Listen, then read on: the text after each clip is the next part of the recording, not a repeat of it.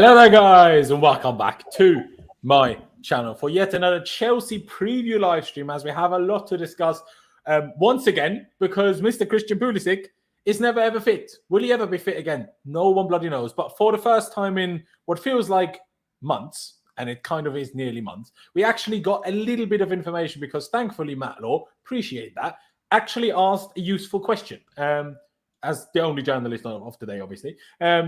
And, you know, we got some interesting information. So we're going to talk about Christian Pulisic. We're going to talk about Romelu Lukaku, who Thomas Tuchel also spoke about, and what might be his, problems for his recent struggles or reasons for his recent struggles.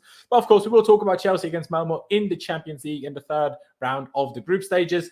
Bit of a must-win game. You can't lie, after obviously getting beat by Juventus in the last game out. But the question is, how much do we rotate? Or do we use it as more of a confidence booster potentially for some of the more regular starters? It's a difficult one, but we're going to discuss it. We're going to see where we end up. And, I'm excited for the game tomorrow in a way, even though games like Malmo, they're the type of games you cannot, as a team like Chelsea, you can only really lose. If you win, no one cares. If you lose, everyone laughs at you. So it's like, it's one of them that are a bit tricky. But we are joined by two very, very special guests. I appreciate them both a lot for coming on. Of course, first, Mr. CFC Gem, host of GNA TV, as it says on screen. Actually, I have a question for you, mate. Does GNA TV stand for anything? It did originally. When we set this up, it was me and one other individual, but that other individual has not been around recently with some other bits and bobs. So yeah, it's I don't know. It was just a catchy name overall. I just thought, you know what, GNA TV. I like it, mate. To be fair, I like it. Link is down in the description as always, ladies and gentlemen. So do subscribe to Gem if you haven't already. But Gem, first of all, thank you for joining me, of course. But how are you feeling, first of all, about, I assume you've, if not seen, but at least read some quotes about of what Thomas Tuchel said about Pulisic and Lukaku. What did that make you feel? And also, how do you feel ahead of the game tomorrow? Is it just a case of give some people that need it a rest, or is it a case of try to use it as a confidence booster? I think it's important that we rotate at this game, give people some rest. We've got, I think, an important game on the weekend at home against Norwich, which I want us to win. I want us to consistently continue to drive in some points now, because when you actually look at the run that we've got in the Premier League, I think it's important that we accumulate as many points as possible, and we should do against the teams that we've got coming up. So not that I'm prioritising it. It might be a bit of a biased opinion in the fact that I do want us to win the Premier League this season, but also I want us to still be competitive in the Champions League at the same time. So, I mean, look, I would rotate. I think you could probably, if Rudiger's, I don't know if Rudiger's fit or not, if he said so, but if Rudiger's not fit, play Malang Sarr. Romelu Lukaku, I would rest him. I know he's not in the greatest of form at the moment, and he is struggling.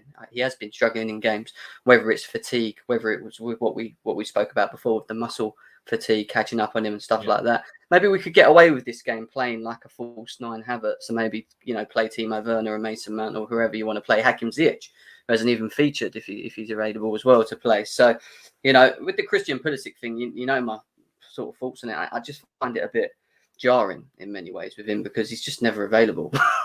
Like we have a winger that possesses the ability that we need in games. Specifically, when you look at the Brentford game, I think he would have been perfect coming on and just dribbling with the ball and creating space. And he's just always never seems to be available, and that's an issue. It is a real issue. It is a real issue. We will get to other players that are available or not available in a minute. Good news, ladies and gentlemen, and good news to you as well, Jem. Pretty much everybody seems to be available. We'll get to that. Of course, we are also joined by Clutch, a man who is certainly a fan of Christian Pulisic, but before anyone, tries to be stereotypical and says, he's American, he must be a Pulisic fan, and that's why he became a Chelsea fan. No, he's a Chelsea fan first and foremost, but still is a fan of Christian Pulisic, which is why, understandably so, it's probably even more aggravating to Clutch than it is to some other people that Pulisic is injured as much as he is, which is obviously frustrating. But Clutch, as always, thank you for joining us, of course. But why don't you just give me your immediate reaction to what Thomas Tuchel said about Pulisic today? Hey, Laurenz, how you guys doing? Thanks for having me on again. First, we got some information at least. That's all I really wanted. Is like, he's not said anything. He's not been available, but we had zero clue what's going on with him. Like, it's an injury that was supposed to happen or supposed to cost 10 days. I understand that's not what the injury was, and I understand that, the doctors just got it wrong. But it's almost 50 days now that he's been out, and we're just now hearing about, oh yeah, he's had a couple pain setbacks. Okay, fair enough. Whatever. But like for me, like Jem said it, like it's so frustrating. Like you have this incredibly talented kid who solves a lot of our problems, but he's not available when we need him to be available. And that's like, and I told you the other day, I was like, I understand the frustration that comes like when he had that interview after the second Real Madrid game where he was talking about like, I'm tired of proving myself. It's like, I now understand where like everybody gets frustrated with those comments. It's like, bro, if you're not available, how can I rely on you? How can Thomas Tuchel rely on you? Like he can only play you one game out of 2 weeks, and then he can't use you again because he's a fear you're gonna get hurt. Like I understand. I like the tackle was a harsh tackle, and this foul I don't really blame him for. It's not his body breaking down, but you can't deny that like he's got 21 separate muscle injury problems that he's had over his career, and he's only 23. That's insane. I've never seen any athlete have that many problems. I'm very concerned about him, but I also want to say that I do back him. I think if he can get beyond those injury issues, if he can bulk up and he can fix those muscle injury problems, he will be one of the players for Chelsea in the future. He will be one of the best players. And I don't even have a doubt on that. I have doubts that this season he needs to stay fit. He needs to be on the pitch. And that's like, he needs to just like commit to Chelsea and say, I know the US national team, I know they need me, but you need to commit to Chelsea because this is going to be your final season for Chelsea to make a mark. I think if you get injured again, I think you will be gone. I don't think you will stay. I think there is problems that he will be going through, but I am glad that he is getting closer to a return. A little worried that he is taking so long to return, but I am glad that he's getting back to it. Yeah, no, I would definitely agree. Just to give a little bit of context to the people that might not have seen the press conference.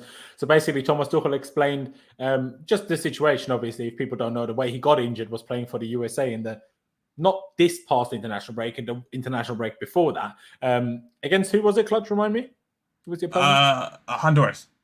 Honduras, there you go. And he got injured, a high ankle sprain, as it is apparently called in medical terms. And initially, he did return from international duty on crutches, but still, Thomas Tuchel initially said as well would probably be out for about 10 days. Like Clutch just said, that's more than 50 days ago. So that is a bit unfortunate, number one. But the way Thomas Tuchel explained it, well, he was kind of nearly back a couple of times. He was nearly back, about to basically rejoin in full team training last week. But then the problem that he's having is less so that the injury keeps, getting re-injured. That's not really the situation. It's just that the pain keeps coming back. And obviously it depends on who you are. That's why you often see centre-backs play sooner when they have ankle issues, because centre-backs are less mobile at the best of times. The way Christian Pulisic plays, he obviously relies very heavily on being able to turn extremely quickly.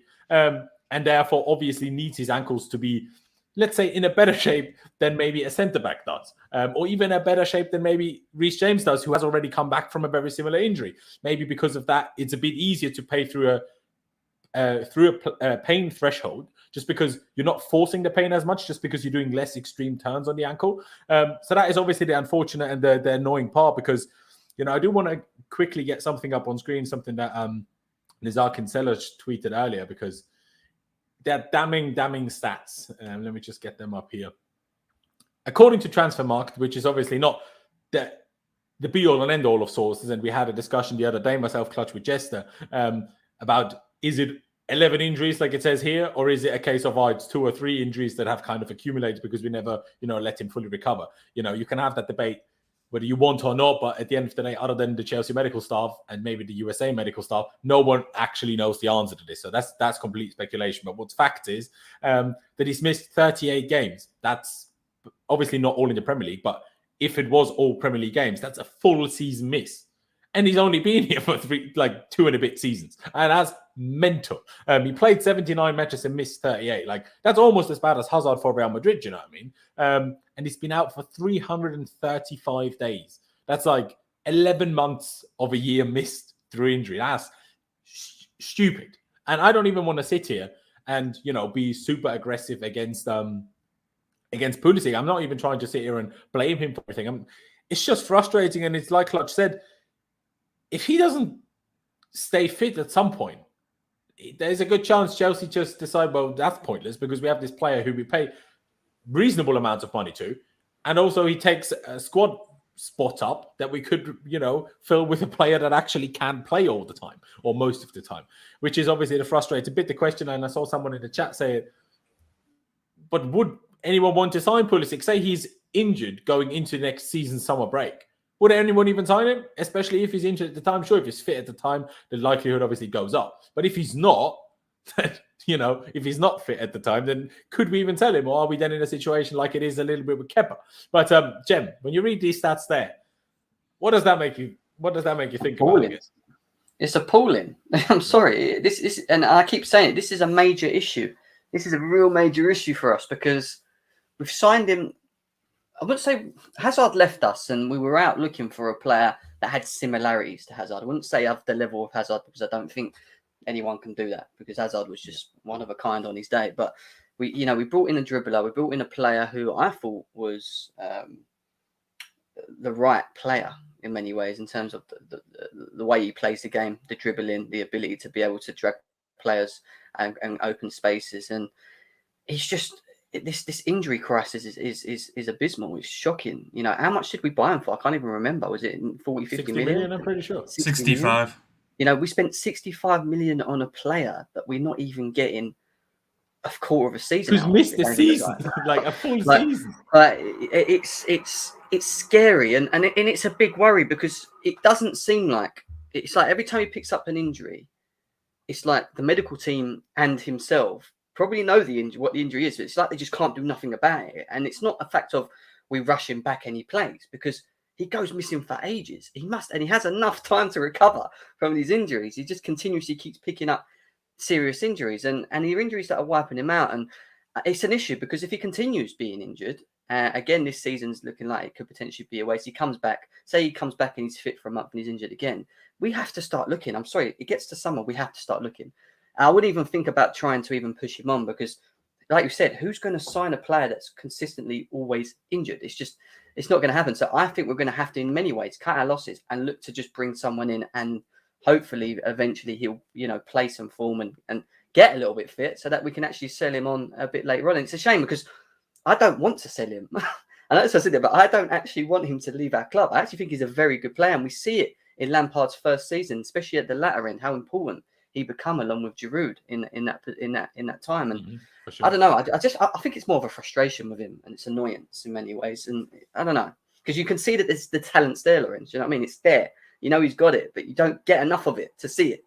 It's frustrating, No, it's exactly that. Like you said it exactly right there. The thing is, when you think about it, and I said this to someone the other day, when it's the muscle injuries, I am one of the first people to get frustrated by this when it's a continuous one muscle injury after another, a bit like it has been with Kante a few times and like it has been with Pulisic until, March of this year. But since March, he's actually kind of been fit. Obviously, played the first few games of the season, didn't start against Villarreal, but, scored in the penalty shootout of the Super Cup, scored in the one and only league game that he did play, even though it wasn't like an out of this world performance that day. He still got a goal and helped us win the game that day. But just look at Ruben now. When Ruben was injured, and that was like a tackle injury, a bit like Christian's now, obviously a significantly worse injury. But when Ruben was injured and never coming back and took way longer to recover than Callum did, we weren't sat here and, to be fair, some people weren't, maybe those are the same people that are now having a go at Christian Pulisic. But I wasn't sat here saying, "Oh, Ruben, what you're doing, why you're never fit, blah, blah, blah, this and that, why are you still injured?" It's one of those where it's just, at some point, like it happened with Ruben now. With Ruben 3 years ago, even when he had this great season on the Sarri, we were all sat here. The big problem with him is that he doesn't stay fit for long enough. Like he had the back problems at the time, and Sarri even said like he can't basically play him 2 games a week. That's why usually only played at the start of the Europa League games, and then it's towards the end he started playing both Prem and Europa League. But it was difficult, right? But now played the season at Fulham, pretty much always available, never had a single injury. And now, sure, it's not that far into the season, but, Pulisic's already missed like 10, 11 games by tomorrow. So, and Ruben hasn't, aside from when he picked up the Rona, obviously, which, Pulisic also did, as far as I'm aware. So, on the one hand, I'm super frustrated by it. On the other hand, I just don't want to be too harsh because it's like, well, can I be upset at someone that got injured by getting tackled? And then it's not like, is it his fault that his ankle keeps hurting? Like, obviously, we can't sit here and say, oh, maybe it's just, a bit of a wuss. And can't get over the pain problem, like other people can. But Laurenz, it's a problem for him because you look at how he plays the game. He's always going to get kicked. Like he's a dribbler. Like they will double up on him and they'll find ways to it. And if he literally, all you have to do, I'm not lying, is just kick his ankles and he's down. You know what I mean? And next, he might play the rest of that game or he might come off. But you know what I mean? It's easy to injure him, and that's a problem, especially in the way that he plays the game. He's not like you said, a centre back or a midfield or a right back, or do you know what I mean? He's someone that needs the ball and has the energy to drive with the ball and drag players towards him, and that it's an issue in itself because them type of players always get fouled. They always do, you know. No, exactly. Clutch. Obviously, you know these stats roughly like that, but when you read basically has been out for 335 days, all in all put together, that's mental, isn't it? It's insane. Like, I was one of the people that was like very indifferent, like, oh, he's not that injury prone. And then one day I was just like, I'm gonna Google his injury record. And when I Googled it, I was like, oh my God. And I started counting. I literally physically counted every single one.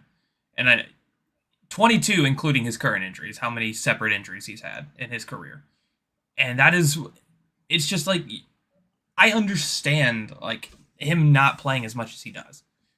I really get it because you can't rely on somebody who is like at one point just going to get kicked and you don't know if he's going to get back up. Every foul that he took at Porto, I was so scared he was not going to get back up every time.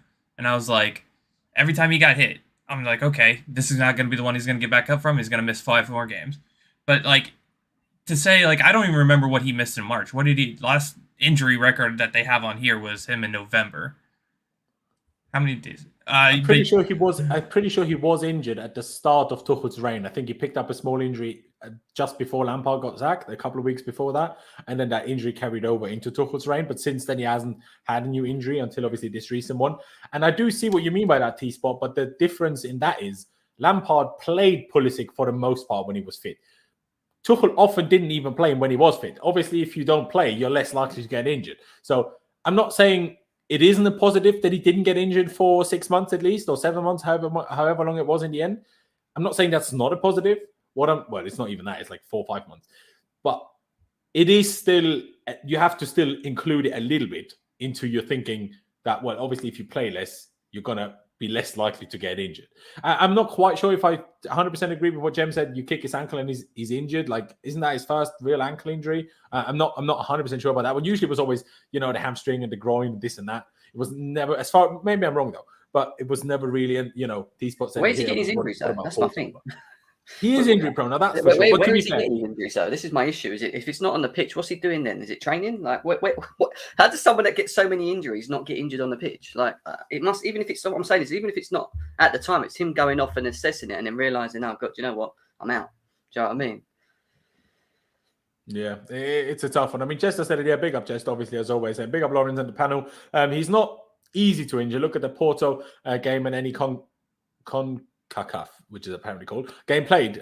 This is also more accurate on his injuries. Well, unfortunately, I can probably copy this link, but okay, I will try to find it for you just because I like you, Chester. I will click it and see what this says. But I do still think, like, if you watch that tackle, how he got injured this time round, to be honest, you're not surprised that he's out for a long time. Like when you see the tackle, it's a rough ass tackle.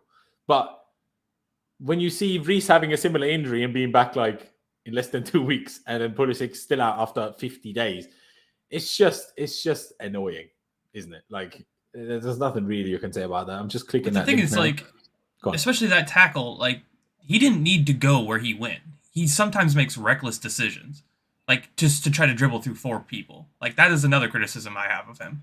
It's like he didn't need to go where he needed to go. He was doing what he always does, and he was looking to draw a foul, and he got hit hard. So he ran into like 4 different people, and the one dude just happened to clip him at his ankle. It's like, that's another thing I have with Christian. It's like, this is not like Christian criticism hour, but like he needs to understand like his body's not going to be able to take it, so he's not going to be able to run and jump into like 4 dudes who are most likely going to try to do something to put you down. Yeah, no. It is something that I don't see. The thing is, I don't know if he can do anything about this. Like, is this just how his genetics are? Is this just purely getting unlucky? Sure, I'm sure there have been players in history that have had a lot of injuries, but they genuinely have always got unlucky rather than actually being injury prone. Like that exists. Sure, if you have a lot of injuries, eventually, you're going to get called injury prone, but there's this and there is that. It's a tough one. I don't want to spend too much time talking about it. I just hope he comes back at some point and then stays fit for once. And then we can obviously make as good use of him as we have done previously, especially in that, project restart period under Frank Lampard. But the other player that we need to discuss, and that Thomas Tuchel spoke about today, is Romelu Lukaku, who he did basically say, yeah, he's just overplayed. He really wanted to win the Euros. He really wanted to win the Nations League and, the pressure of, achieving things with Belgium. And then obviously the move. And I'm just like, I agree with that. But if you think he's overplayed, why are you playing him? Like, if you think he's overplayed, why did he start against Brentford? I don't understand. Like, I don't get it. I know he took him off in the end, but by the time he took him off, we lost so much control of the game that it was basically pointless except for his own rest. Like, it was, whether you brought on Havertz, whether we still had Giroud, whether you still had Tammy, would have been completely different. None of them would have changed anything to the struggles we had by that point in the game because, the stadium was going wild. They were just pumping balls into the box where there was crosses, free kicks, throw-ins. It was mental. It was absolutely mental. So by that point, it was kind of pointless. But the overplayed thing, and to be fair, he didn't just say it about Lukaku. He said we have similar issues with Jorginho and with Mason Mount.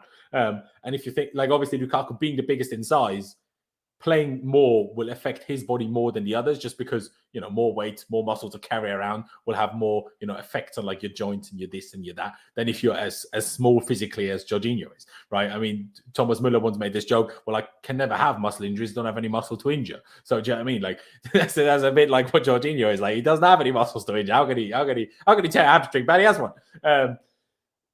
But it is weird, really, that it's those three, Lukaku for Inter and Jorginho and Mason for us, were by far the most used players, I would presume, outside of the centre-backs. But how much, I don't know, I struggle to really put my finger on what to do about overplayed. Like, how much rest does overplayed need? Because don't forget, he did pull out of the Belgium squad before they played the third place game in the Nations League. So he did have basically a week off between the last time he played and playing against Brentford. So that's why, I don't know, Clutch, let me go with you first. How much rest do you think that needs? Like, is it a case of, okay, rest him against Malmö and Norwich? We should probably beat them regardless of whether we have him, give him a proper break. And then, also give him a break against Southampton in the League Cup and start playing him from the weekend after that. Maybe use him as a sub in any of these games, sure, but don't start him. Is that what we need to do now? Or is that just a little bit of Thomas Tuchel finding a bit of an excuse for, Lukaku struggling a bit and the team struggling with Lukaku? I think it's a little bit of both. I don't think it's one or the other. I think the team is struggling to mesh with him because, like, his play style and their play style isn't really working. I mean, we played with Havertz and Werner last year, and it's just a completely different style up top now, and they're having a hard time. But I also think at the same time, he is being overplayed. I mean, he's like played 90% of our games so far or something like that. He only had one time where he came off the bench. This is, by the way, why I didn't want to get rid of Tammy and Giroud. I never understood why we did that, to be honest. And I think that's part of the reason wanted to leave, but we should have kept one of them. Right, and I agree. And I think that's part of the reason why you don't see Kai and Timo and Lukaku together. I mean, those are our three strikers at this point. That's the depth chart. And I would rest him against Malmo tomorrow. I mean, I wouldn't start him. I mean, I'll get to that later when we do that. But, like, personally, I do think he needs some time, and he should not play tomorrow unless we absolutely need it. I agree. I wouldn't be totally against it if he was rested against Malmo, Norwich, and Southampton in the Cup. I know he comes back after that.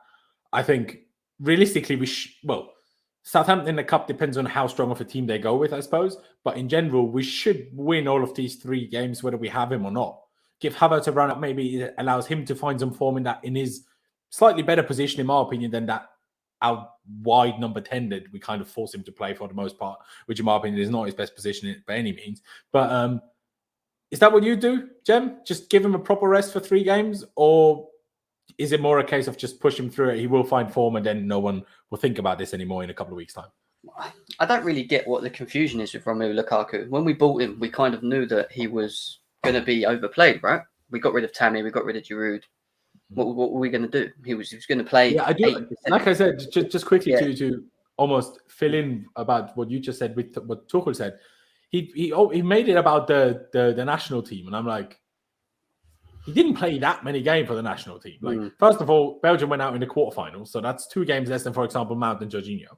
And he only played one of the Nations League games, so he might be overplayed. I'm not saying Tuchel is telling a fib there. I'm just saying you can't just blame it on the national team. Like, if you don't want him to be overplayed, don't play him every game.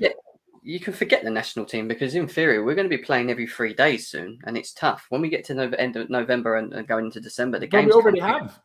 When have we had a week off since the first week? There you go. So this is just normal for us. We knew this was going to happen. We knew the run that we had going into the season. We play 50+ games a season. Like, we are in all 4 competitions. Like, I know we can't probably get to 60 if we don't go out of the Champions League. Exactly, depending on how well we do. You can rest him in the Carabao Cup. It's the Papa John's Cup, whatever it's called now these days. Yeah, you got the FA Cup. You could play him in the bigger games if we get harder teams and whatever. He doesn't have to play every game. Premier League and Champions League, all right, predominantly has to play. Tomorrow I wouldn't play him because, let's be serious, he ain't really in form anyway. When's the last time he scored? 5 games ago? And it's been at least 5 games ago since we saw a goal from Romelu Lukaku. Yeah, wasn't it against Villa? Did he score since then? How many games have we played since then? 4, 5? Must have been. Yeah, no, definitely. This excuse of it's fatigue. I don't think it's that. At the end of the day, I think it's important that he does play. I think he should play against Norwich. I get what you're saying in terms of giving him a rest and maybe getting through the Southampton, Norwich, and Malmo game, but I don't think he needs that much rest. I'd rest him against Malmo. I'd bring him back against Norwich, and I wouldn't play him against Southampton. That's what I would do. I wouldn't play him in them games. We should have enough to beat Malmo. You can play Havertz as a false 9. If you don't even want to do that, you can play Timo Werner up front, even though I know we don't like it, but it still should be good enough with whoever's behind him to put at least 2 past or 1 past Malmo. You know what I mean? But it's a game. I think with Romelu Lukaku, it's important that we do try and, I won't say balance, but try and not overuse him. Because this is the issue. We're already getting it, and we're only starting. If you think back, we're not even halfway into the season. We're only started, going into the thick and thin of the bigger games that we've got coming up and the runner games that are coming up as well. So I would look to maybe just use him as of when we need him in games like, Norwich at home, Premier League games he plays. But in terms of cup games, barring obviously the Malmo's a one-off one because I think you have to play Juventus and I think you have to play the other game as well, depending on how many points we accumulate at that point. But he'll have to be sort of in and out. I mean, when you think about that, that kind of applies for every position aside from Rudiger anyway. Like, that's usually what we do. The fact that we put ourselves in a position where we only have the one striker is kind of silly from us. Like, obviously, Lukaku knew once he got here and Giroud and Tammy were gone, he knew that he was going to have to play many games, but there's nothing he can change about it. Like, at the end of the day, there's still a club and a manager decision. And every other position we rotate. Like, literally every other position we rotate, whether it's Jorginho or Kante or Kovacic or Ruben, Barkley, Saul, all of these guys have played midfield. Right wing back, we've had like 3 different right wing backs. Obviously, Alonso and Chilwell both played their games. And obviously at centre back, we've had bloody Malone Sarr play. But a striker, we just don't have anybody else, which I still think is a bit silly. This is not finding excuses for Lukaku. He still should be doing better when he is playing.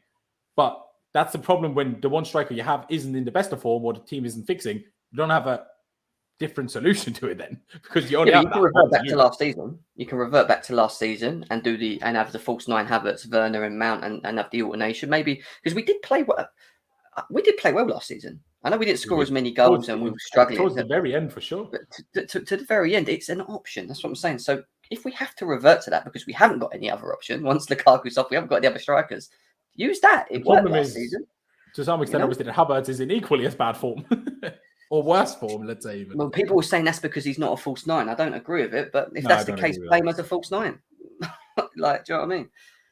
Exactly. That. It is a tough one. On that note, and obviously, Clutch, I'll ask you about it as well, because one of the questions in the press conference today was also about formations, and it's something that we've discussed on this channel previously, where it's a case of, is part of the problem, of course, understanding between Lukaku and the players and, Lukaku form and, in general, a lot of our attackers form. I mean, that's what Tuchel even said today. We're struggling a bit for form. We're struggling a bit for, things don't come quite as easy. We're still finding ways to win, but things aren't coming easy to us at the moment. And obviously, he was asked about the formation, for example, adding an attacker by, switching to a back four. And he did speak about that. And I did find it very interesting because he didn't rule it out categorically. He did kind of even suggest, in my opinion, that they were seriously considering it, but they kind of opted against it because they're like, well, we're still finding ways to win by being defensively solid. And we're still finding enough to get 1 or 2 goals, if that makes sense. And there's no guarantee that even if we add an attacker, we will find more ways to score than that, but it will probably make us weaker defensively. So on that note, and going back to Lukaku, Clutch, is it for you a case we need to help him by adding an attacker? Is it for you we need to just give not just him, by the way, all of them around him, because part of the problem for him not getting more goals is obviously him, and part of the problem is the players that aren't giving him better service. Obviously, that conversation exists for every striker that struggles in the whole world. No matter which team you are, the conversation will always be, well, is it a striker that's struggling or is it a lack of service? Well, except for Timo last season, I suppose, because of the amount of chances he missed. Then you can't really say he's not getting the service, I suppose. But Clutch, how is it for you? I mean, I know we've discussed it before, but would changing the formation really change that much for Lukaku, do you think? I think changing the formation would change this team's attack tenfold. I mean, we bottleneck our attack with only having 3 attackers up there, and then you have midfield that cover, and then you have your wingbacks come up. But our wingbacks are not as creative. That's something you said. They're just not as creative as they need to be in that position for us to play this formation properly. I think adding an extra attacker would help everyone. I think it would help every single attacker we have. And the problem is, it's just we don't have the personnel to change it at the moment. We don't have the center backs that would be able to play in a back 2 other than Thiago Silva, maybe Rudiger, maybe Christensen. We just don't know. We can't have that confidence to go back and be as defensively solid. That's the thing. We're not letting in goals. So if we're not letting in goals for 90 minutes, we can sneak one out at the end of the day. We can sneak out a goal from whoever we need to. But at some point, that's going to run out. That luck that we have is going to run out. And we're going to have a bad defensive showing, and it's going to end up costing us big. We do need to think about changing the formation, and that's something I even said over last summer. One of the things is I want a holding DM. I wanted that more than, I wouldn't say more than a striker, but almost as much as a striker. Because right now we're just so forced to play this position that it just, every attacker we have seems to not thrive in it. And it seems that they're trying to adapt to the formation, they just can't. So for me, I think it is the formation would help. It would change a little bit, but it would also hurt our defense because we just don't have the players to play that. Maybe Ruben can play that lone 6 to hold it, maybe, but I don't know. It's something that don't know. I mean, he's been playing well as a 6 now, but it's that unknown. It's hard to change if you don't have the players to do it. The one problem I have with changing the formation is now that we didn't do it, because if you think back and if you've been watching this channel for a while, basically the day Thomas Tuchel got appointed, I was expecting him to play a back 4. Then against Wolves, we played the back 3, and I was like, sure, my bad. Wolves play a back 3 themselves. Our squad probably fits it, but I did expect eventually for that to change. I still don't know whether that was Tuchel's plan, but then it worked so well that he never changed it, or whether it was always his plan to stick with it for the end of the season. But then I was pretty sure, not necessarily for a starting formation, but I was pretty sure that we'd work on it in preseason enough for it to be a genuine option. Looking at it now, the fact that we still haven't changed to it, reverted to it, even for like parts of games, except second half against Juve, for 10 minutes before changing back to the back 3 anyway. Against Spurs? I'm not sure. Maybe, did we do it against somebody else? I can't even remember. But regardless of that, the fact that we haven't used it more tells me that we haven't properly worked on it. And now that we haven't properly worked on it already, when on earth would we have the time to work on a new formation? Like, a new formation doesn't just happen one day to the other. That people always go back to it. The reason why we won the league under Conte is because we didn't have midweek games. And we could perfect and work on the system all week, every week. Now, we can't do that. We play today. We play tomorrow, Wednesday. The players usually do, the rundowns on Thursday, or have the day off, depending on which side of the squad you were in.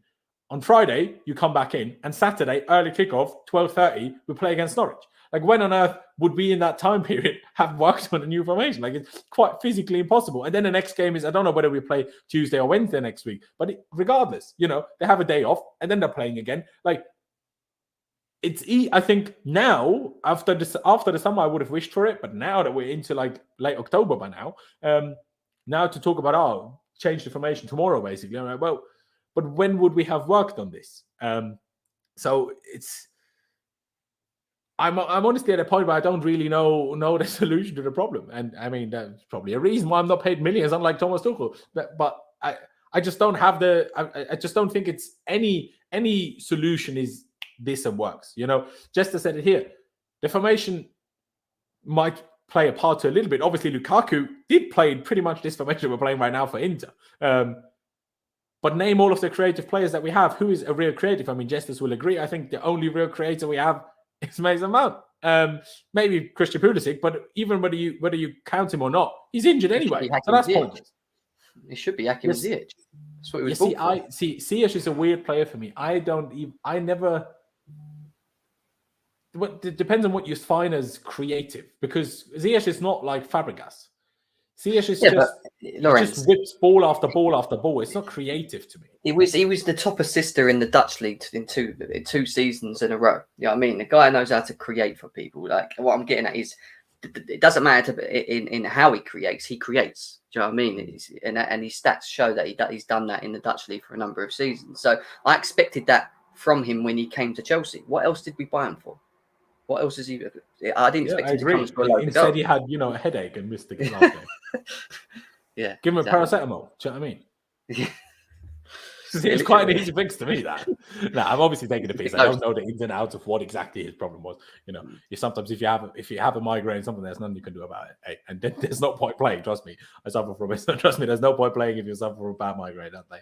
But it's just tough. Like, I mean, we're going to get to talking about the 11 for tomorrow's game in a second. But the formation change is just. I agree with Clutch. If you go back far enough, I always said I much prefer a DM to a centre back, because I didn't really think we desperately need a centre back. I know, Jem, you're a big fan of Koundé, and that is obviously totally fair enough. And when I said that, I wasn't even a point against Koundé. It was just I thought if we get a DM in that allows us to be more flexible with our formations and play more different things easier. Now, like Clutch mentioned there, maybe with Ruben we found something which we were unaware of, and now we have that option without having signed one, but we don't know. That's the problem.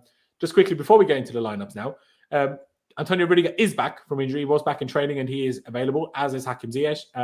Thomas Tuchel said the only player missing is Christian Pulisic. So that is a positive, and that allows us to do a little bit more rotation.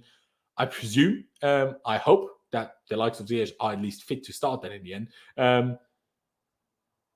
But just to finish it off on the Lukaku point and the formation point, for you, Clutch, do you see what Jester says, where the problem is just a lack of creators rather than it changing drastically depending on the formation? I agree with that too. I mean, that is also something in this formation we don't have. I mean, I shouldn't say we don't have it. It's like, one of the things is, if you're going to have two strikers, you need somebody to get the ball to the strikers. And who is that? Who's that supposed to be? It's supposed to be Kova. It's supposed to be Georgie. It's supposed to be Mount. And they're just not doing it. I mean, Mount is, but he's not been playing solidly for the last couple weeks. But at the same time, Kova's final passing is not working to either Lukaku nor Werner. And that's where Werner is like his deadliest, is when you have somebody who can play a ball over the top like a Fabregas. If Fabregas was here right now and we had Werner, he would be getting 20 goals a season. But we just don't have that. We don't have that amazing passing midfield that we need to use Werner like we need to use Werner. That's why if you have to do it, you have to create with other players around him, like a Havertz or a Mount up top. But if you're going to go play that 3 midfield, you need somebody to get the ball, and they're just not doing it. He is right. We do need creators, and that's why, like, one of the things is, like, why it's so refreshing about a Christian. It's like, he could be one of those players that would work so well with Rom, but he's just never available, and that's super frustrating.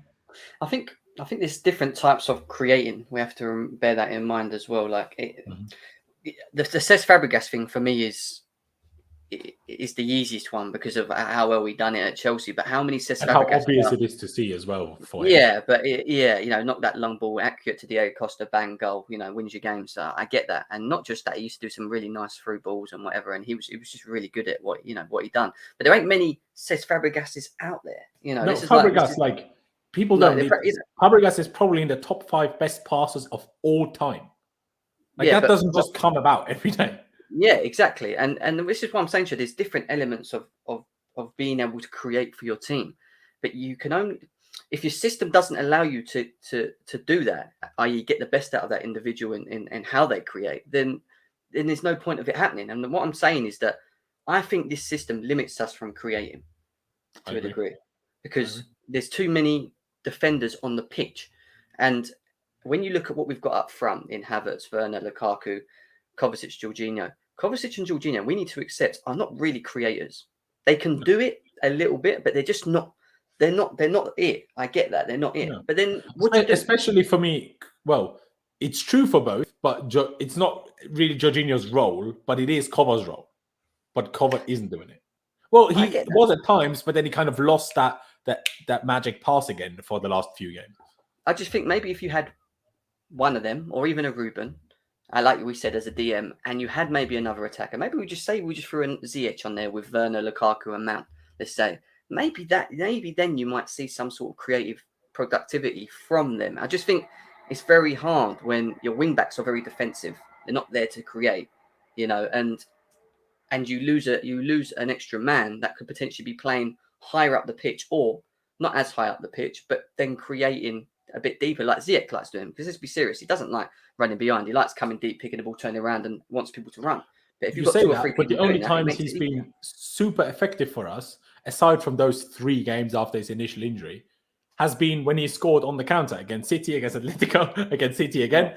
Those have always been on the counter. But you're still right with what you said. But it's still strange that the only times he's been super effective for us were still those moments that he doesn't actually like that much. Let me get the share screen up so we can talk through the lineup, because I do quickly want to say one thing. Even though the other day we kind of talked about the 3-5-2, what I would do with it.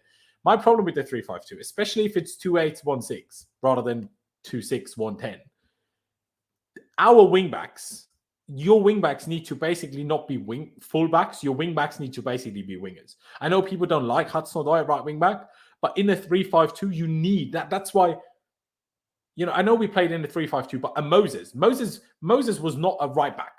Moses was a winger that Conte turned into a right wing back. Obviously, Alonso on the other side was a bit different. But look at the big in Italy, like Juan Cuadrado, and even though they play a back 4, he's basically a winger. Do you know what I mean? Like if you play with a 5 and then a 2 up front, you need the width and you need it. And we just do not provide that. Sometimes, obviously, the opponent forces us against that, but that's why I've never been a fan of the 3-5-2. And the 3-4-3 can work, but then sometimes you just lose out in midfield. Like there's nothing you can do about that sometimes. But that's the two faults with the problem. And the reason why we do it is because, number one, obviously, it makes us more defensively stable, but also it allows us to build with the 3, which obviously makes building up play easier, which is kind of the transition a team needs to take to become a great possession-based football. You kind of need to teach them how to build play, and it's easier to teach them like this. That's it for me. But let me go to you, Clutch. What what formation do you think we should be playing? And then obviously, I guess, also will play tomorrow. I don't think we start to experiment. I think we go back to the 3-4-3. I think that is like what he knows. And I'll talk about it later, but I do think Lukaku will be rested, so I don't think we're going to be playing that double striker up top thing. Yeah. So I think the 3-4-3 is probably going to be where we go back to tomorrow. I agree. Jem, you as well? Yeah, I agree massively. 3-4-3, stick to what we know, and it's worked massively. The 3-5-2 thing is, I don't mind the 3-5-2, but I just don't like it when we're actually needing to score a goal. I don't mind it when we're winning, and then we can kind of sit deep and play it that way. But in a 3-4-3, when you're chasing the game and you need to get some goals, it's the best formation for us, and it's worked. And honestly, I think the 3-5-2 or whatever, I think it would work if you have Timo. If Timo could actually dribble, I think it would work a little bit better if he could actually dribble. But since he can't, I mean, he just gets the ball and he doesn't know what to do with it. So it's just like, okay. And he just runs into somebody. Yeah, no, I mean, I agree with that to some extent. I agree with that sentiment, but I just think a 3-5-2 is just a completely counter-attacking formation. I just don't think you can play a 3-5-2 against a team that sits low. Like, I don't see how that could possibly work. Like, I don't think you can ever get enough power play in areas of the pitch where it matters, because you're never going to have enough people here. And that's what you need to build from if the opponent blocks the whole center of their box. You need the outman them here. That's where it happens. Or shoot from here and obviously try to get through the middle, but that's somewhat chancing it. Here is where you can control it. But a 3-5-2 just doesn't allow that to me. So that's why, like, Serie A is a lot more counter-attacking. Bundesliga, a lot more counter-attacking.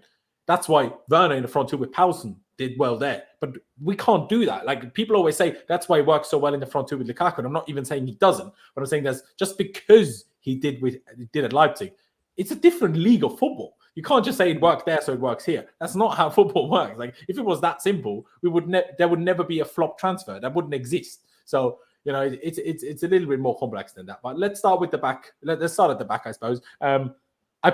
Would you give Kepa a game, or shall we just stick to Mendy? Let me go with you first, Jim.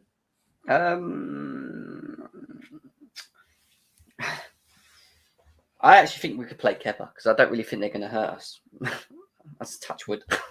Yeah. I don't think they're really going to attack us that much. I think they're just going to come to sit and make it hard and maybe play counter. But we've got good enough defenders to deal with that. So I'd probably play Kepa. I think we can get away with Kepa. Give Mendy a rest. Fair. I mean, yeah, I'd probably stick to Mendy and play Kepa in the cup next week, just because I would rather not throw Rudiger straight back in.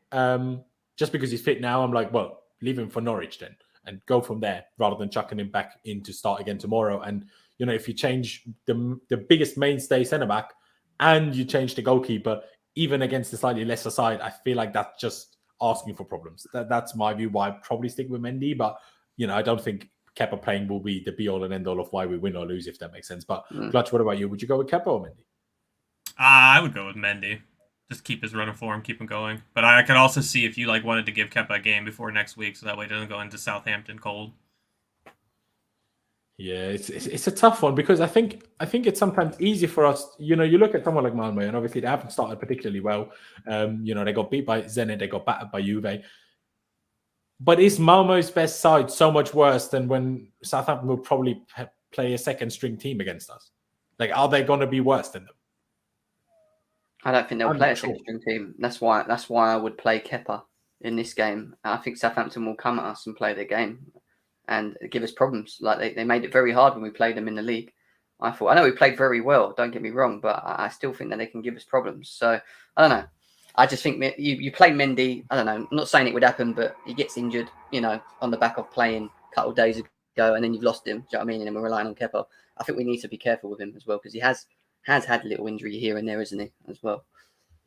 Yeah, and the one thing I will say is we need to keep Kepa a little bit fresh because, mind you, when Mendy goes to the African Cup of Nations, Kepa will have to play for a month or more, depending on how far Senegal go. So maybe it's a shout to just play him in both rather than just one of them.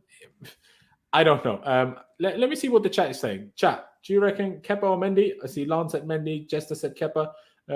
Brian saying Kepa probably does start given the physical game Mendy just played a few days ago. I mean, everyone makes a fair shout. I think we're undecided, so I'm going to do a dash. Not a dash, a slash. Now we're nearly going to write dash even instead of Kepa. Let's go to the back three because Malang Sarr had a brilliant is maybe a slight over-exaggeration, but a very good Premier League debut. Fair play to him. But does he stay in the side? I'm just going to go first. I'm going to say yes for the reason that I just explained. I just don't want to throw Rudiger straight back in against Malmo. Do you know what I mean? I just think that's a bit of a waste. Make sure his back is fully at it. Let him find some strength again after obviously not training for a few days. And, if he can deal with Brentford, he'd probably be okay against Malmo, would be my logic. For sticking with Sarr, what do you think, Clutch? See, his game against Villa really makes me hesitant to ever choose him. But I think the wise decision would be to hold off on Rudiger and let Sarr play. Because the only other person you could put there is who? Chalobah, maybe? Chalobah or Christensen. Probably. But because I don't even want to use Christensen because I want to keep him for the weekend.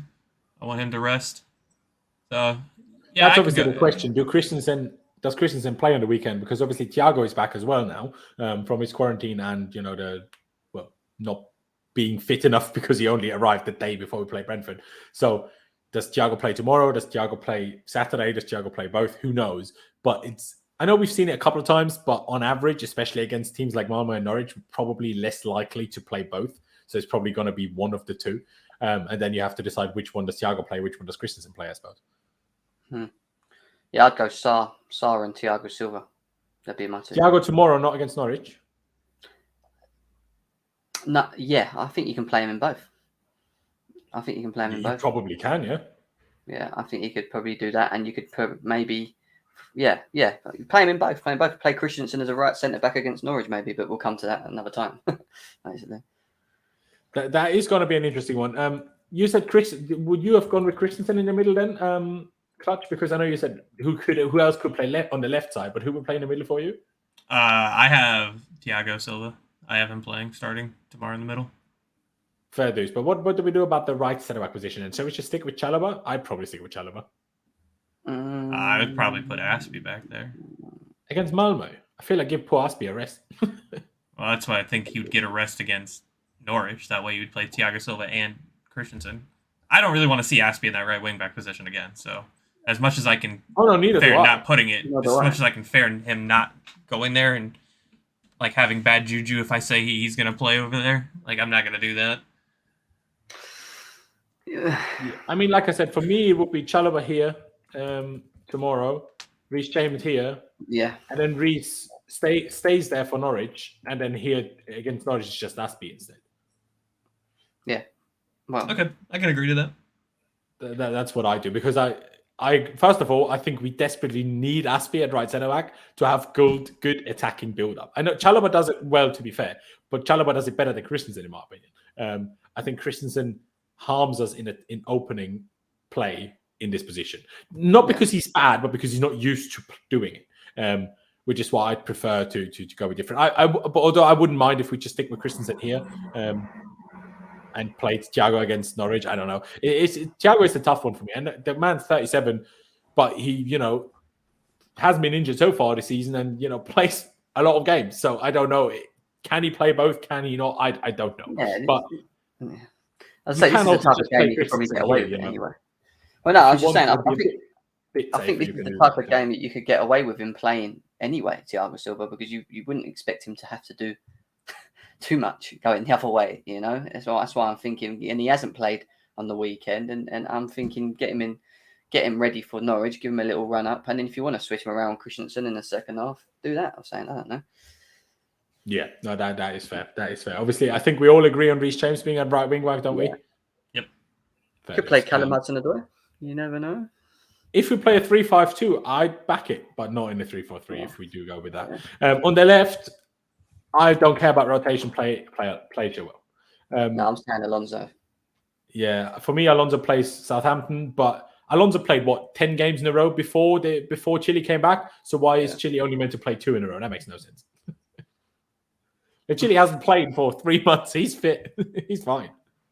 Yeah, but he played for England in the international. We played on the weekend. Only the first game, though. Yeah, well, he had quite a. It was a hard game against Brentford on the weekend. You could probably get away with Chilwell not playing and again having Alonso there. I know people say no, we're really weakening the team. But don't forget, Alonso played both games for Spain. I know, but at the same time, he's rested. I'd say, wouldn't you? If you're not playing against Brentford, he's probably rested. As long as Chile is not unfit, I always pick Chile over. No, I would always pick Chilwell, but I'm just thinking Chilwell for Norwich. That's all. But I don't know. I just don't think Norwich is going to give us any problems at all. I mean, they're not going to have Billy Gilmore, so that's their best player so far this season, and they don't create without him. I just watched Josh Sargent miss an open goal last weekend to win the game, so yeah.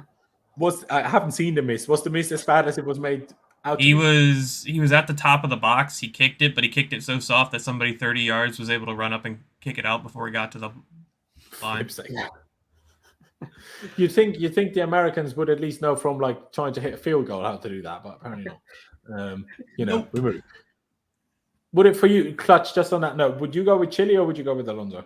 I have Chilwell. I don't want to see Alonso too much anymore until we need him. I really don't. We need him.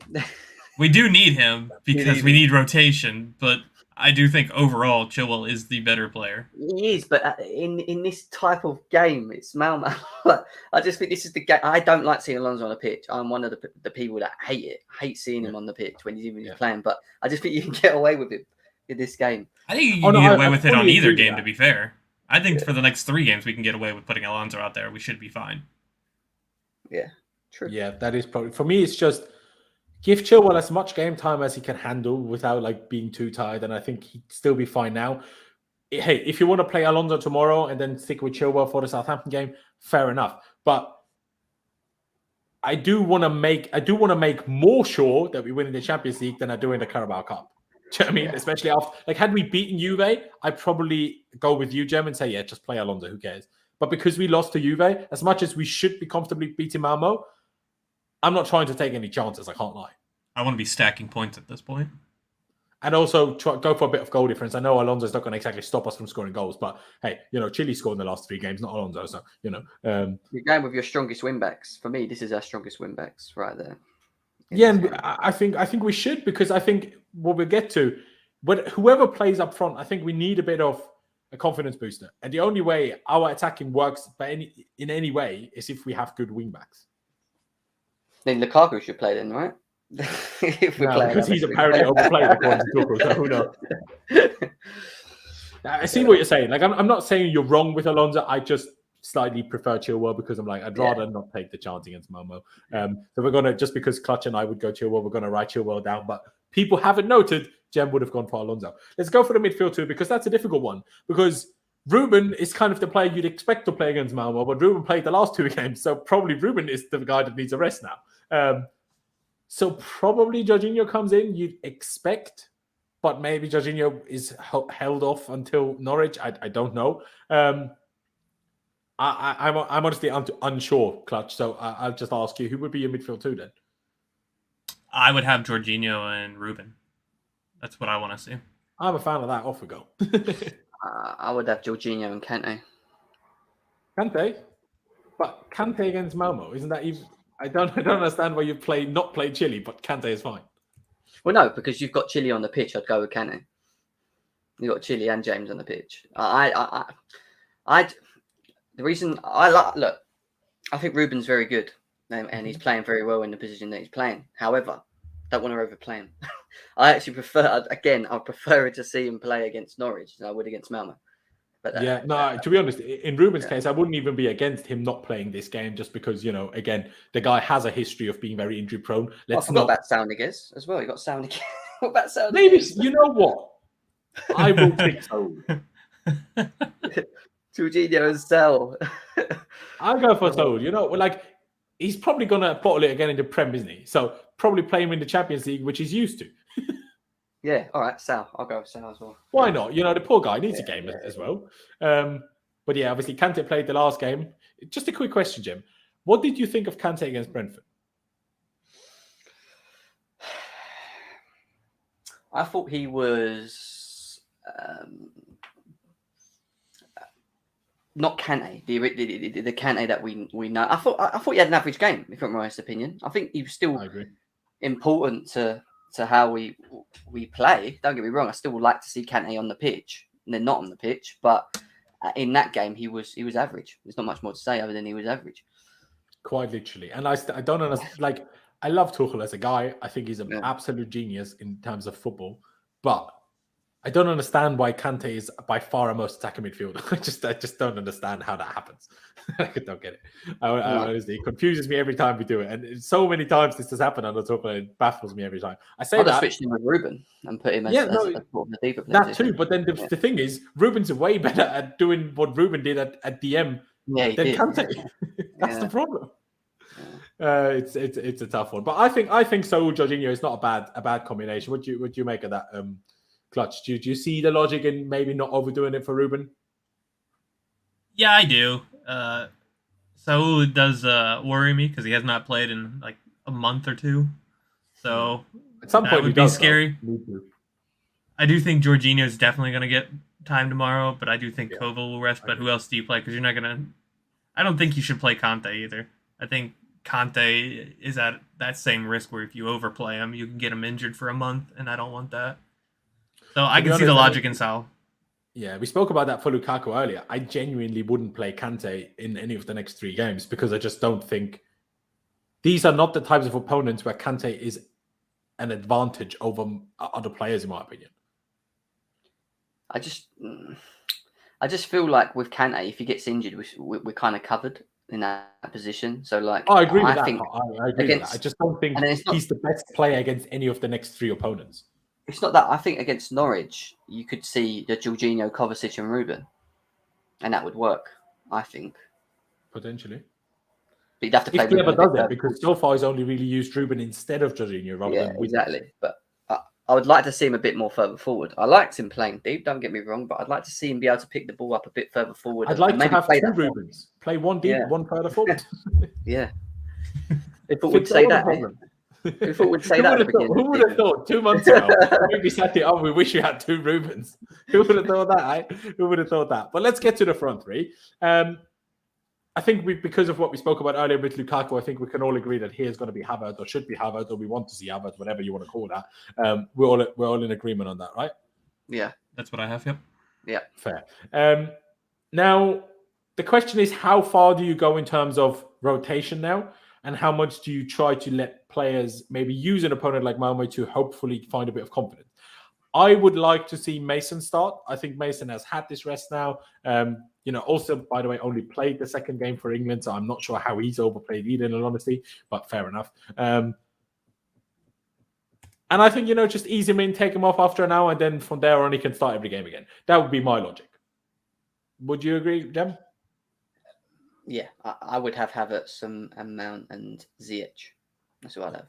That is my three. Ziyech for you. Okay, that's interesting. Clutch, I just want to see Timo Werner rested. Like I think this is a time for him to. You got to bear in mind he played most of the international games, and he's getting games which I like. Don't get me wrong, because I think he deserves. I actually think he deserves to be playing in this team right now. I think he's. To be honest, right now, I agree. Yeah, he's quite important in the way that we're playing at the moment. So I would rest Werner in this game and give Ziyech a run and just say, look, come on, show us what you got. You know what I mean? Yeah, I see that, but I feel like every time we have used that with Ziyech, it's never worked. Or you throw Cho there, but I just don't see Cho getting. I don't know. Oh, I forgot about him. Yeah, I would go with Callum. Yeah, I just don't think he would do that. My bad. Yeah, that's what I'd pick. I'd pick those 3. But Clutch, what about you? And I'll go back to you, Jem, in a second. I originally had Werner on that left wing, but the rest thing, I do think he definitely deserves a rest. So I would not pick Ziyech at any point right now. He's just not showing me that he has like the will or want to play for this team, and when he does, it's so lackadaisical that like there is ability there, and it's so frustrating. But it's just like you can tell like there's something with him. I don't even think it's form. I think it's his mentality that there's something with him that's just not clicking. So I would prefer Cho over Ziyech. I think Ziyech is one of these players that unfortunately suffers from the problems that we have as a team full stop at the moment. Because what we need as a team is play quicker. But what's the last thing that Ziyech does is play quickly. Because I think once we fixed our team problems with trying to create, then slotting Ziyech in works fine. But I think while we're struggling, putting Ziyech in doesn't help. Even though that sounds counterintuitive because of what Jem explained earlier, the fact that he has had so many assists and was by far the best creator in Eredivisie for 2 seasons before we signed him. Number one, obviously, big difference. Eredivisie is not quite the Premier League or the Champions League, but it is probably still, some opponents are probably still better than Malmö. But I will also say some of them are also worse than Malmö. Let's not kid ourselves, right? But I just think that Ziyech struggles with that at the moment. But again, for him, a bit unfortunate. Like he was here for the international break. He's not included in the Moroccan national team these days because of a spat he's had with the manager, it seems. And and now he has a headache, which keeps him out of this game. Do you know what I mean? Like, rather than being in for 2 weeks and, impressing in training and, doing, helping the team, now he's got a headache. Do you know what I mean? That is the worst excuse I've ever heard. I'm not going to lie. When I heard that he had a headache, when Tuchel came out and said, yeah, we have no Hakim Ziyech because he's got a headache, I was like, is he joking? Like, there's no one going to question that. Like, he's got a headache. Go and take a pill. Like, that's ridiculous. I'm sorry. That's absolutely unless he ended up in a fight and someone smacked him around dead.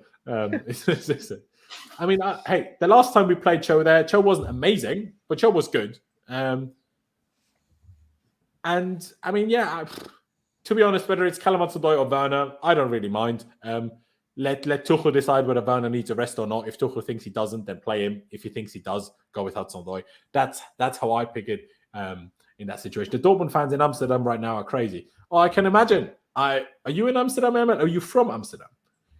You probably told me this before, but I thought you were like Swedish.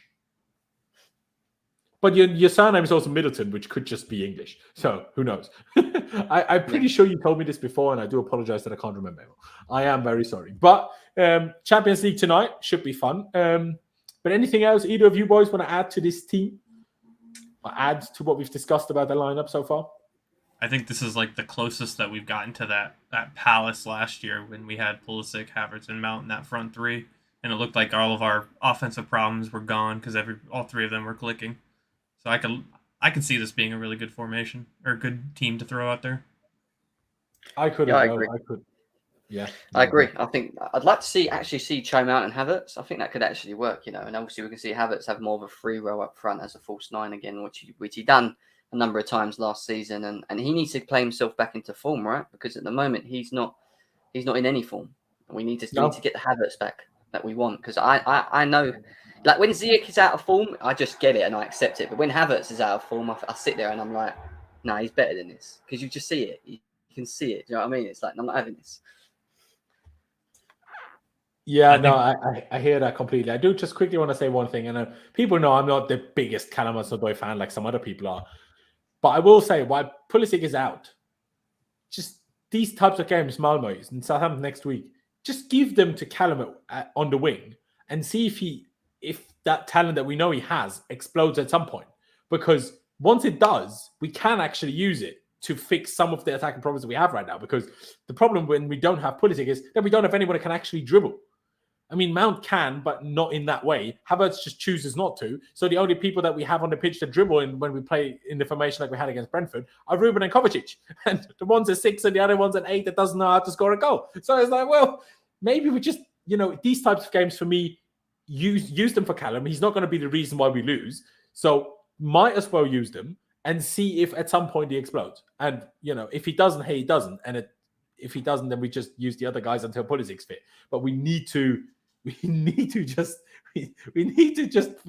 find a solution, man. I can't be bothered with this anymore where we're like one shot on target and all this kind of crap that we had against Brentford. I know Brentford are good, but one shot on target now. And we've had another game this season where we had one shot on target. Like, we need to fix that. I can't be bothered with this.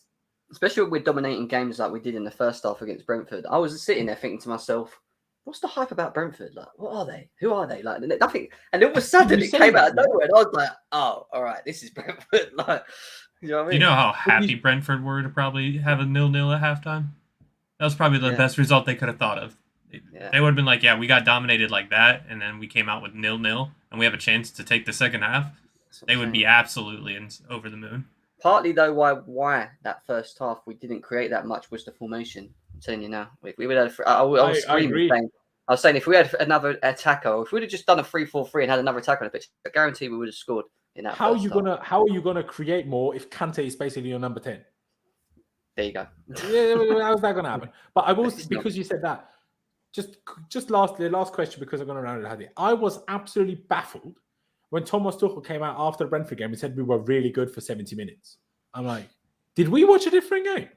Because, I mean, I'm not saying we were awful, but we were not great or good by any means, if you ask me. Nah, we weren't. I thought we were okay in the first half. I wouldn't even say we were great. I just thought we were okay. we just lacked that final pass. Yeah. We were good until the final third. There we were. Kovacic was having an absolute nightmare with his passing forward. Every time he got progressively forward, it was the wrong pass. And the only real good thing on the first half for me was Ruben Loftus-Cheek and how he was sort of progressing and cutting through the middle so easily. And even Werner, I thought I didn't have a bad. I know he had a moment where he got in. I agree. Werner was the only acceptable attacker. Yeah, so is what it is. It's a tough one. Clutch, obviously, we did the player ratings at the time, but that was before we heard that Tuchel says we played well for 70 minutes. Do you also disagree with that? I do. I mean, I don't know how you can play well for 70 minutes and have one shot on target after 90. Yeah. You don't play well if you only have one shot on target. And by the way, as much as that was a great finish by Chilwell, that was a lucky situation to even fall to him. Like, it's not like we created something beautiful there and we scored this wonder goal and we had this great shot on target. No, we crossed the ball in and it bounced. Lukaku tried to volley it, fair play. It bounces off the defender, falls to Chile, and that's how we had our only shot on target. Do you know what I mean? Like, you know, I just don't see how we can like hype things up here. But go on. It just goes back to that, like, we're winning off of like one individual's moment of brilliance, not team play. No, that's how we've been winning. And we try to team play, but it just doesn't work. It doesn't happen. But as a very last question to both of you boys, before we round this out here, score prediction. Score prediction. Is it going to be a good bounce back? Not bounce back because we won the last game, but a good bounce back for confidence win tomorrow? Or do you reckon it's going to be tighter than we would like it to be? Jem, let me go with you first. I think they're going to come to sit and play a low block. It's going to be down to us to move the ball quick and break them down as quickly as possible. If we do that, then I think we'll win 2-3-0 quite comfortably. I don't think they'll score. If we don't and we decide to do sideways backwards at 2 miles an hour and don't move the ball quick enough while they've got 11 men in their own half, then maybe a 1-0. That's what I'm going with. I don't see them beating us, but it just depends how we want to take the game to them. You know, we either turn up and we play the game to the best, let's say the best of our ability, but at some sort of standard where we actually, you know, we're actually playing quite decent, or we make it hard on ourselves and we scrape it a 1-0 win. Yeah, I mean, I hope it's going to be clear. Juve beat them 3-0, Zenit and Petersburg beat them 4-0. So I would at least hope for a 3-0 or more. That's what I'd like to go with. But obviously we will rotate a little bit because it's match day 3. We'll probably rotate more than Juve and obviously Zenit did. But yeah, I'd probably say 3-0, but I don't know. But Clutch, what about you? I'm probably going to go with 2-0. I don't see our offense. I mean, maybe our offense starts clicking. They're not going to score on us. I know that for sure.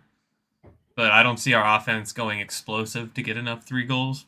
Maybe we get a couple out of a defender. Maybe we get Thiago getting a couple headed goals again. But watch Saul score a hat-trick out of nothing. I will leave the country. And your country is big. We've got a far distance. To be fair, Canada ain't that far. Not from me. No. I just got to get across the lake and not get attacked by the Coast Guard. I feel like Canadians don't really attack people. You'll be fine. No, they just push me back the other direction in a floaty or something. Exactly. There you go. Just learn how to swim, mate. Ladies and gentlemen, I think we're going to round it out here. Let's hope for a positive result tomorrow. Let's hope for a positive, not just result, because we've had lots of positive results. What I would like to see is a positive performance plus result. That's what I would like to see tomorrow. But thank you guys for watching. Everybody that has tuned in today. If you haven't already, please be sure to subscribe. That would always be massively appreciated. Smash that like button for me. I forgot to actually mention that so far today. So we probably don't have anyone near enough likes. So go down below. Please smash that like button for me. As I always tell you, doesn't cost you any money, barely cost you any time. So why not? Really helps me out, and I would massively appreciate it. So, ladies and gentlemen, thank you guys for watching. Up to Chelsea. Check out Jem's channel down in the description. Check out Clutch on Twitter down in the description. Thank you guys for watching. Up to Chelsea. Upwards and onwards, and we'll see you.